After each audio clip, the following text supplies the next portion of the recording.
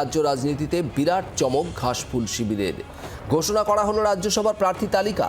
তৃণমূলের প্রার্থী বাবুল সুপ্রিয় রাজ্যসভায় তৃণমূল পাঠাচ্ছে রাজ্য পুলিশের প্রাক্তন ডিজি রাজীব কুমারকে।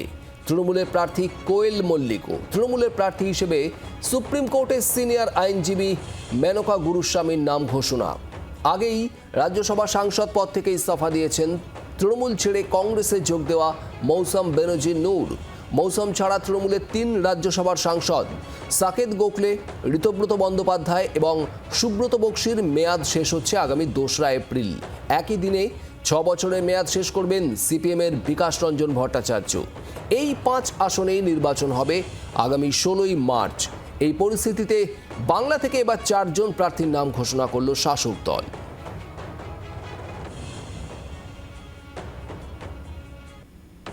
বাবুল সুপ্রিয়র সঙ্গে কথা বলেছিল জি 24 ঘন্টা, তার প্রতিক্রিয়া শোনাবো।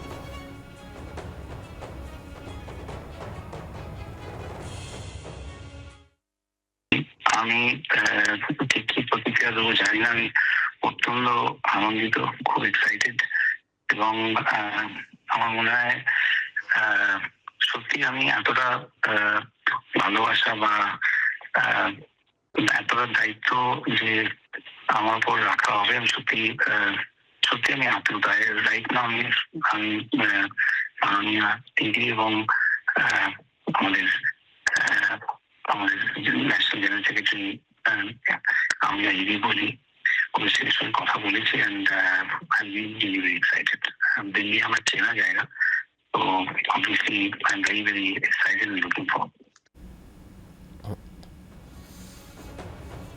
রাজ্য পুলিশের প্রাক্তন ডিজি রাজীব কুমারকেও প্রার্থী করা হয়েছে রাজ্যসভায় শাসক দল তৃণমূল কংগ্রেসের তরফ থেকে। আর তা নিয়ে বিজেপির প্রতিক্রিয়া আপনাদের শোনাবো। সুকান্ত মজুমদারের বক্তব্য এবং এর পাশাপাশি অরূপ চক্রবর্তী তৃণমূল কংগ্রেসের তরফে তিনি বা কি বলছেন শোনাবো।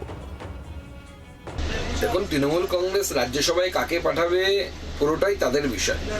তবে এটা বোঝা যাচ্ছে যে প্রাক্তন আমলা রাজীব কুমারকে, যিনি বাঙালি নন, তাকে রাজ্যসভায় পাঠানোর কথা তৃণমূল কংগ্রেস যখন বলেছে, তার মানে এটা স্পষ্ট হয়ে যাচ্ছে যে রাজীব কুমার সারদা কাণ্ডে, লাল ডায়েরি এবং অন্যান্য ক্ষেত্রে যে ভূমিকা পালন করেছিলেন তারই ঋণ শোধ করছেন মমতা বন্দ্যোপাধ্যায়।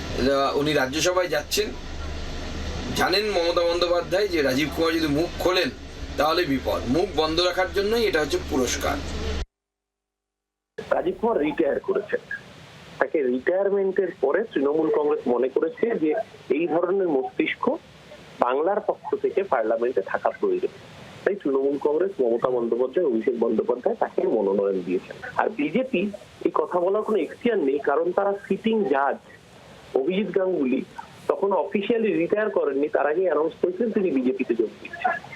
যারা একজন বিচারপতিকে সিটিং অবস্থায় ঘোষণা করায় যে বিজেপিতে যোগদান করছেন বিফোর হিজ টেনিওর রিটায়ারমেন্ট, তাদের এই কথা বলারই কোনো এখতিয়ার থাকে না। বাংলার আওয়াজ, বাঙালির আবেগ, জি 24 ঘন্টা।